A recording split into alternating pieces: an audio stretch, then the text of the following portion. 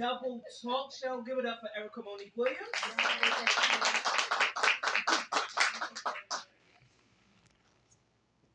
Welcome to the Lamartz Brown experience. It's an honor for me to be invited and asked to do this for him. He's been taken off without me, and I'm back clapping for him.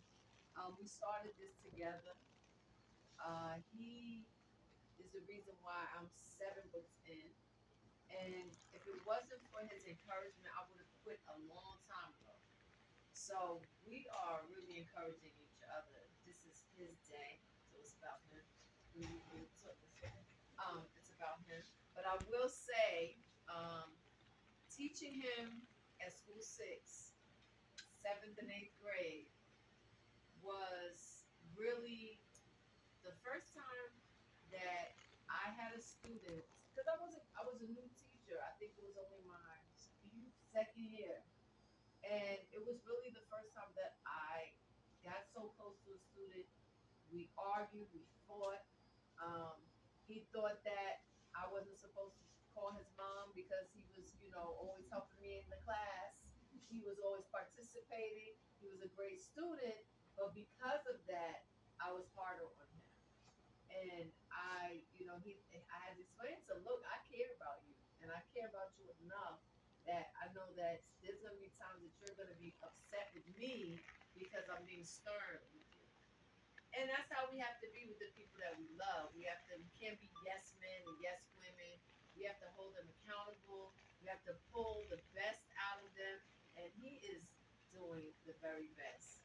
So I'm very proud. Thank you. Very proud. So let's get to it.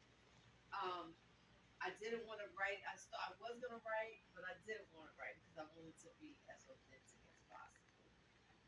So let's start from the first book that you read in 7th grade, where you acquired your love of reading first before writing.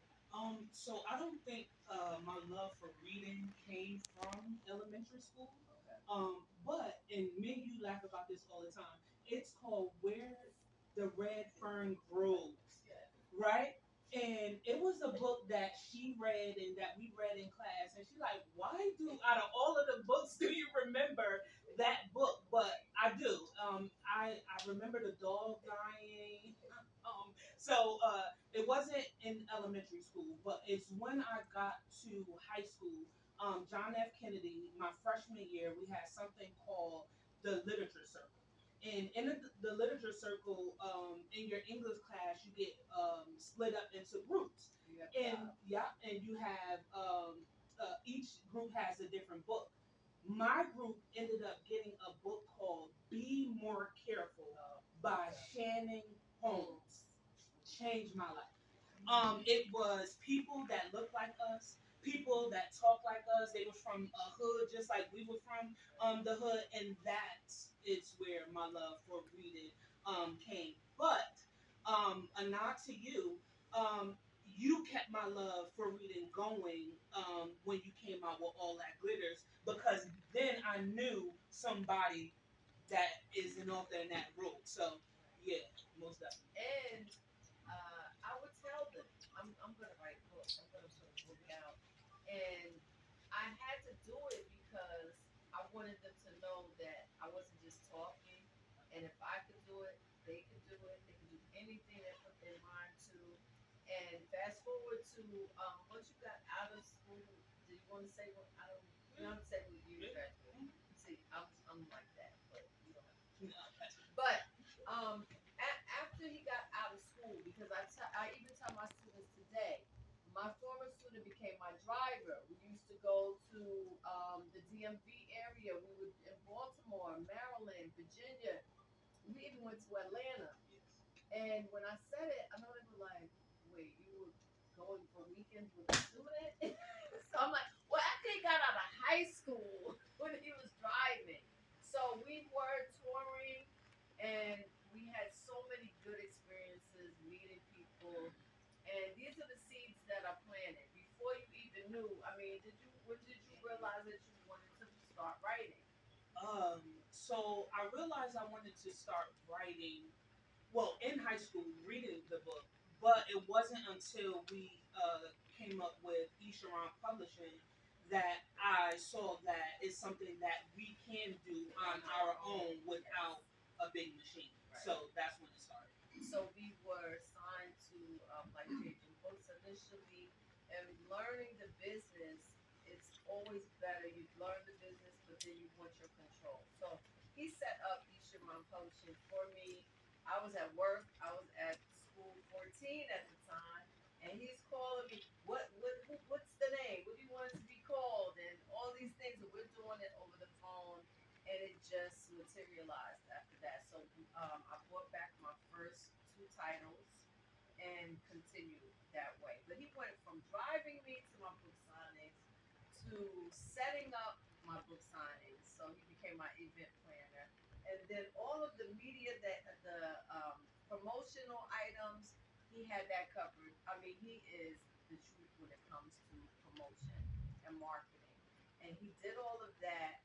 And there were times when I just was like, and he's like, time for the next book, which he's has said that to me now, And and I'm telling her now. I have to do that. But fast forward to you getting it in your mind that you were gonna write your first book. Built on broken pieces. Yes. So Built on Broken Pieces, literally from freshman year up until 2021, I had Built on Broken Pieces on my mind. I started it twice, got a 30 pages, 50 pages, and never kind of became something. But COVID hit. I was in the house. I'm like, you have no excuse now. Like you have to write it. So my she's my wife now, but my girlfriend at the time, she was saying to me, she was like, I got you. You do it. So I was waking up literally 5:30 a.m. every single morning, even if I wrote right, even if I wrote one sentence, I got that sentence out because I knew it was gonna become something. So pandemic hit, it took me 9 months to write Built on Broken Pieces. It is my family saga. It is what I call my baby because it is my first book, my first introduction into the literary world. And when I think of Built on Broken Pieces, I think about my life and how I felt like I was born on broken pieces, but I am man enough to say now I feel like I'm standing on solid ground. That's a blessing. That's a blessing. What we also have in common is our faith in our love of God. So that was the foundation. I used to take him to church, and we are brother and sister in Christ. And please tell us a little bit about Built on Broken Pieces. Yeah. So Built on Broken Pieces, as I said, it came from a lot with my family. If anybody know the Browns got a lot going on. But it is something that I had to really get out because when we think of family, we think of blood, but all the time your family is not your blood. Like my brother sitting in the back, he's not blood, but he's my family. So I wanted to show that you don't only need your blood family, but you need the people around you too that is not your blood to uplift Mm. you, to help you, be the best you can be. But on the flip side of that, we come from a lot of trauma, which is those broken pieces. How do we heal to like get on that solid foundation of healing? And I had to show that and Built on Broken Pieces how, yeah, family secrets and things, but how do we bounce back from that and become whole and be the person that we are? Right, and I want to commend you. I mean, you're an awesome father. And, coming from this environment, I'm a Bergen baby. I'm from Bergen County. But teaching in this county and in Paterson, this is my second home because although the image sometimes isn't the same, the camaraderie, I found a lot of the teachers that are from Patterson really are, they're dedicated to this city. And I found the unity to be something commendable because, the pain goes through bloodline into the city. Like, what's happening in the city affects the people that are from the city, and you cared about your city, but you did not let your city destroy you. And that, Amen. that's hard because, the influences, the misguided upbringing, sometimes from our pain, from our condition as a people, it affects us in different ways. So never, you really have to not judge a book by its cover. It's so cliche, but you really can't because this particular location has history for us. I mean, we've been coming here, we've been doing book signings here, even when this store was down the street. It's been I must say 20 years. Yeah. Wow. Because It when were has you to on the have other? been 20 years. 92 Main Street for about 20 years. It's been about 20 years, yeah. Yeah. Hmm. Yeah. So, from that first experience for you of doing your book signings, what was different about being in the background and then now being the author, the face of the Well, company? I think being a face is one thing, but I think because I was doing a lot of the logistics for Isharan Publishing and you, it's kind of the same. But now I'm not in the back or sitting down holding the camera or Right. giving you cues like, oh, you up, it's your turn. Yes. Now it's more so me telling my story from a perspective, from a man's perspective, from a black man's perspective, because a lot of times we don't see that representation Right. coming from Paterson. We have some amazing, women, in Paterson doing some amazing things. But what about our men? So Hmm. I think that is the difference. Being able to have a voice for the men that really doesn't have the platform Right. to speak. Yes. So let's move to Blank Canvas of You. Yes. That is the second book. Yes. And what was the inspiration for that? Man, so Blank Canvas of You. Let me tell you, Blank Canvas of You is one of my favorite books because it's a time in my life where, I mean, everything was good. I mean, it was like the best time of our life. So Blank Canvas of You came about. Me and my wife, Kanisha, had just got married. We were on our honeymoon in Cabo, and we were sitting at our dinner date on the beach, right? So I'm telling her about my concept for Blank Canvas of You, but I was like, I need a title. I need a title. So we running those titles. We running those titles. She literally was like, blank canvas of you. I got up and ran down the beach like, that's it. That's it. That's the title. That's the title.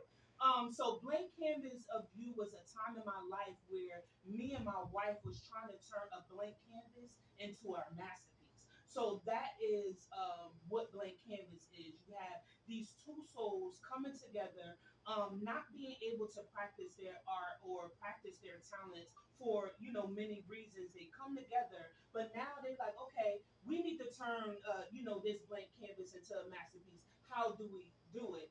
But you always have something or someone that doesn't want to see you happily ever after, and they have Amen. to decide if, well, they want to move forward after distractions and all Right. of the crazy stuff. So blank canvas of you was a time in my life I will never forget because I was floating on cloud nine with my wife. I mean, we were in our honeymoon stage, and we was just ready to do life together. So, on a personal note, being that you mentioned that, as a young black man, maybe not seeing a lot of marriages last or marriages in general, or men in the household, not that you haven't seen any, but just knowing how to navigate something that wasn't necessarily taught. How did you do that? I think I had good examples. Okay. And I think my examples shine such a great light that I was able to pick up nuggets from them. So shout out to my pastors, Pastor Derek and Daryl, because they were family men. They were, man's men. Like, and they showed you, what it was like. And also my brother, Elder Carter, is in the Yes. audience too, who showed me what a real marriage should be and what it was to really love your woman and love the hell out your woman. You get what I'm saying? So I had great examples that showed me that. So I just pull from each one of them to become the husband and the man I am today. Okay. That's good. Um, Back down memory lane. I love that. That's my favorite at this point.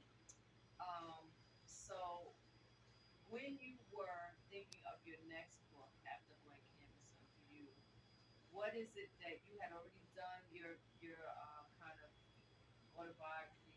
That Mm-hmm. wasn't your autobiography. I mean, we changed the names, but your family members knew who you were talking about. Because Juana's in there. How did they feel about that? How did your family feel? Um, they didn't read all of it, so they don't really know. I just told them. Right, Now, if they right, read it, it will be something different, but they didn't right. read it, so. Are you gonna read it? Yeah. I read it. So I mean, because I know from experience, when we're writing about the people closest to us, we're trying to heal. Yeah. We're telling it like it is, even though we're changing the names, but people can get offended. Yeah. They can feel like you're not being fair. You're not letting them tell their side of the story, which is why everyone can write their own book. That's right. You don't like what I wrote, you write your version. Yes. Okay, so but after Blank Canvas of You, what did you feel like you wanted to express next in Back to Memory? I wanted to do something totally different. So I went on this think piece or think like where I just sat down and really saw the landscape of the industry, right? And the things that were being written and the stories that were out. I wanted to do something different, something that I didn't see done. So I was sitting back and I was like, I never really read a story that had amnesia in it from a black person. You get what I'm saying? So I was like, okay, I can get with the amnesia story. So it started kind of like turning from there. Well, what's the story about? So back down memory lane, it actually comes from and is crazy. The song was on the radio, and I had the concept in my head. And back down memory lane, I mean, well, memory lane by I think. Well, she is it. She says Back Down Memory right, but it's Lane. called memory lane. Oh, okay. But that's where the name came from because I wanted to go back down memory lane, right? So it is about Berkeley Soleil Carson who loses her memory, and it's a reason why she loses her memory. But while she, goes through kind of like understand her new self, she tries to remember the love of her life, Iceland, and also remember her family. In doing so, a lot of things transpire, a lot of twists, a lot of turns of why she lost her memory, kind of. But you also feel the love through the pages. Like, I mean, and it's music based too. Like, it's a lot of music throughout the book. So you get kind of like everything all in one. His music selection. I mean, we're driving, doing book signs for hours. It was the music, Yeah. and you're great at that. And I like how you connect that with your books. Yeah, and sorry to cut you off. I Mm-hmm. think for me, and I tell people all the time, the words and the story is just as important as the music in the playlist. Like I come up with the music in the playlist kind of while I'm writing, and it is the backdrop, so it's just Right. as important. Yes. And we can relate. Yes. That's a part of our ups and downs. The music, the nostalgia. You know what was happening when the song was out, or you know where you were in your life at that time. Um, but right now, you have just released Damaged by Necessity, which is another banger. Um, you are very descriptive in your writing. You're welcome. I was about to say. No. But I mean, yes, I mean, it's important when you are writing for you to be able to imagine and see everything. And you are so good at that. Thank you. I can Thank you. tell you that. Your vocabulary. So tell us about this story, which and no spoiler alerts, but I have so many questions. We're not going to spoil it, but Yeah. where did the motivation come? First, what is the book about, and where did that? So damage by necessity came at a time in my life where I went through the blank canvas, right? We turned it into the masterpiece. Then we had to go back down memory lane and remember why we fell in love in the first place. And then I entered into a season of my life where I was damaged. And a lot of it draw back to my childhood and the trauma that I never dealt with growing up, right? So here I am. It's in this season of my life where I just had lost my six-figure job. My wife had just lost a baby. Then I just, stopped talking to a very important person in my life that it really kind of like rocked me to my core. So here I am going through all of these things, and I have to write, Gina Thompson and a Shy Blaze story, who are two broken people and damaged people from their trauma and their childhood as well. But how can two people that are damaged fall in love? That's the question. We have to figure that out. A lot of times we get in these relationships damaged and we wonder why the relationship ain't work in the first place is because we didn't really heal certain things in ourselves before we got into that relationship. So when I think of damage by necessity and I think of Gina and Ashai's story, you have two people that are trying to come together and grow in their togetherness, but they can't because they have different things pulling them back apart. So in real life, this is what happens, right? Yeah. And we all want the fairy tale, we want the happy ending. And it's kind of like in the beginning when they get together, they know because I mean, in trending topics, we know that Meg and Clay just broke up, Yeah. right? So we know what someone. I mean, they didn't share what they were really going through, but you knew that they were going through something, right? So why did they make the decision to go there knowing that it could possibly end up destructive? Why go there? Why start? Like, someone's image. Why get involved with them if you're not ready to be able to handle everything? Because then you're breaking somebody's heart when you said you didn't intend to, or he said to her, "I'm gonna do everything in my power." So why do we say that and then we don't do everything in our power? Right. So when I think about that, a lot of times in that moment you believe it. Right, In that right, moment you mean it. right. But when life happens, we lose that thought because life is happening. So therefore, everything you life makes it void.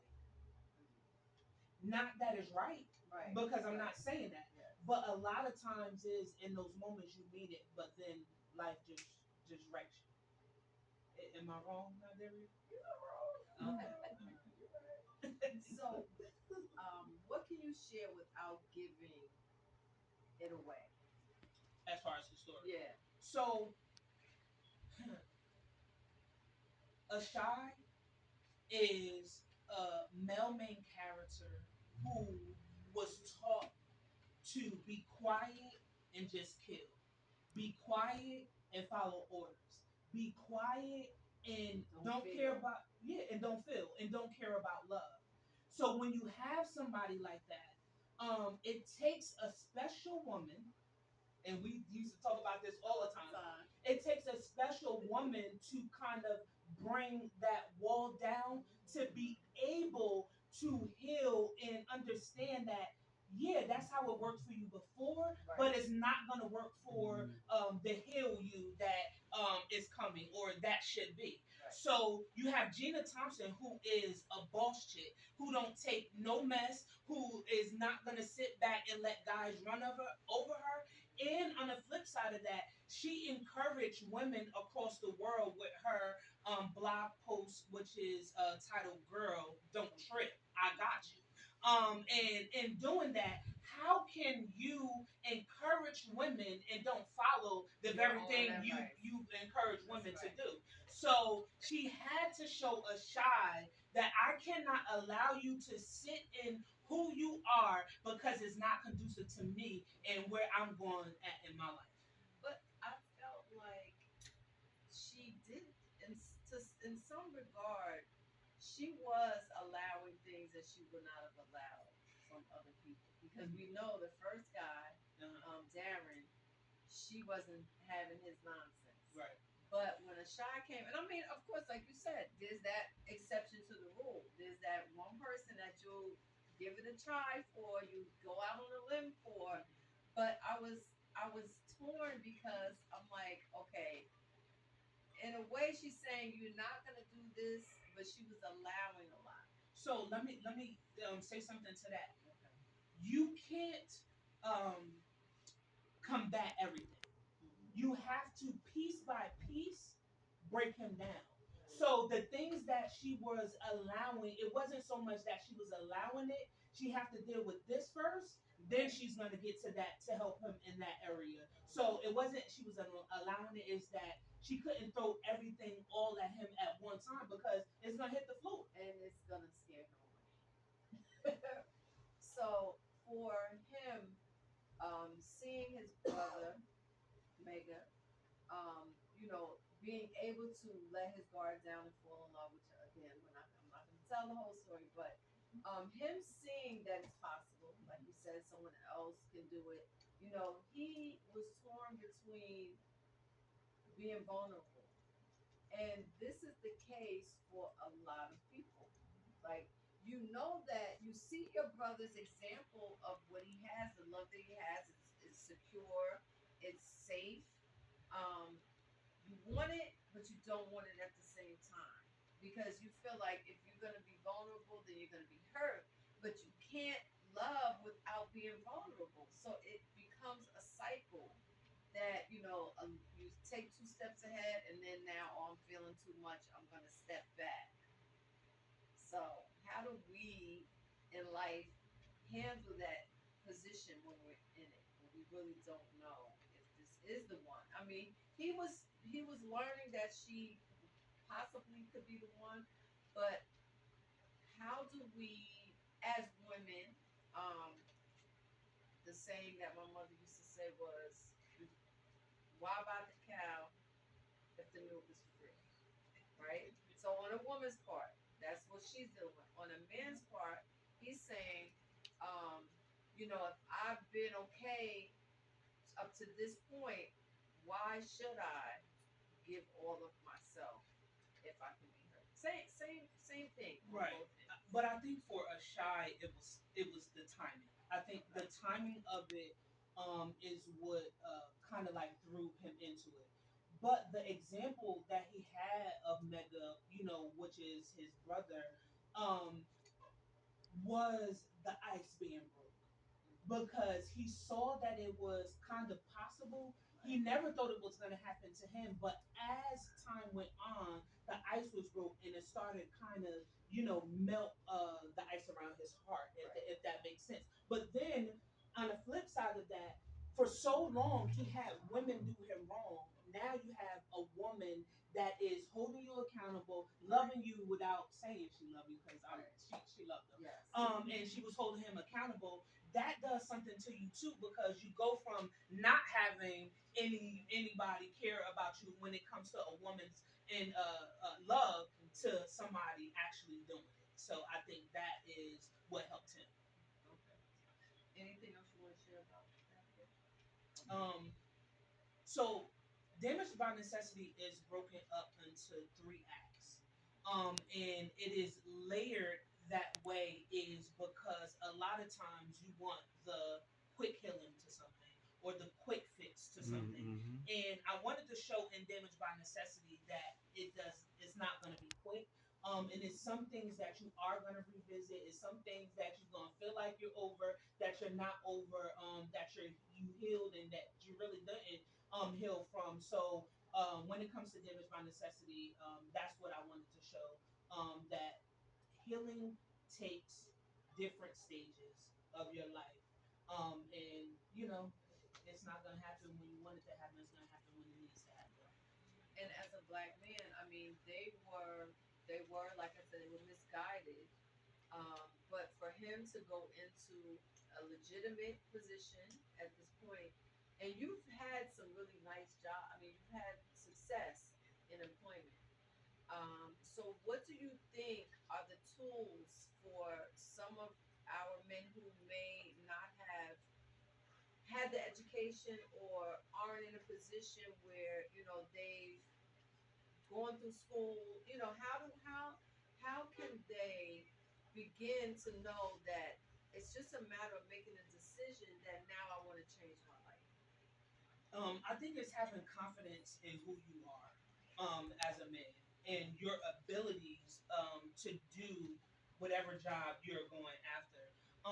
Because a lot of times when you go in an interview and you are confident in what you're saying, like whether you know the job or not, Right, because he wasn't experienced. he wasn't. But because he has that presence to say, I am who I am and I want what I want and I'm gonna get it, he's gonna demand it. And that's how I feel like we should go into these boardrooms and these meetings. Like, yeah, just because you make more than me, it don't mean nothing. I'm gonna come in here just like I make more twice as more than you That's because right. that's who I am. That's So I right. love that. I love that.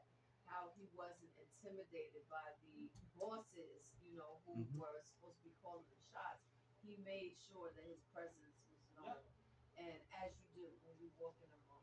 So what is the culture like in the book world now? Now that because things have changed. It went from us traveling to bookstores closing due to ebooks. We had to reinvent ourselves. And how is it now? Because I've kind of been Um, out. no, I got you. So the industry now, when it comes just to black male authors, it's a struggle for us. And especially if you are a black man writing romance. A lot of women feel as though men are not vulnerable enough. You know, they don't know how to love. You know, put the love on the pages, which I feel like I do a good job of that. But I think now as in the last couple of months, a lot of the male authors have been rising up, better marketing, learning how to talk a little bit better or sell a little bit better. So it is getting better. What I can say is I have an event in October. It's called Southern Hearts and Sign Kisses, and they have about 100 authors that they have. I am their first and only male author. Wow. And they did that is because they said that they love my work and what I bring to the table and how I love the black woman. So that to me tells me it is changing, and I'm happy to be one of the ones that is helping to change that landscape. Do you find that you have male supporters who buy your books and read your books, Absolutely. but you have a lot of women who are, blogging and talking about your books. Yes. But when you are at an event and there are other male authors, is it the same camaraderie as you find with women? Like, do Absolutely. you got okay? Absolutely. So So it's not all of like cutthroat. no. Okay. I would hope not. At Right, least right. I don't think so. So I have I call them my bros. Like we have a group chat. You know, we talking all the time. We running stuff off of each other. I actually did About how many authors are six there? Okay. six black male authors and yeah we hold each other down. Like if somebody asks for a recommendation, I'm putting their book in, they're putting my book in, they're tagging. So yeah, listen, I love everybody. I root for everybody. If they don't root for me, that's on them, because at the end of the day I want to see everybody win. So what else do you have coming up? How can we get your Ooh, book? yes. So next week, I have. It's not even Oh, up it's not on there. here Okay. because I didn't even know if it was gonna be out there. Amazon play too much. I know they They're do. playing They are with playing. us indie authors. Yes, they I got are. some books shipped. It was about 50 books. They threw my books in anyway. They just yeah. So Yeah, in the checks. Amazon is just and the checks is not balancing. Um, What's your website? so the website is lifelyricsentertainment.com. Lifelyricsentertainment.com.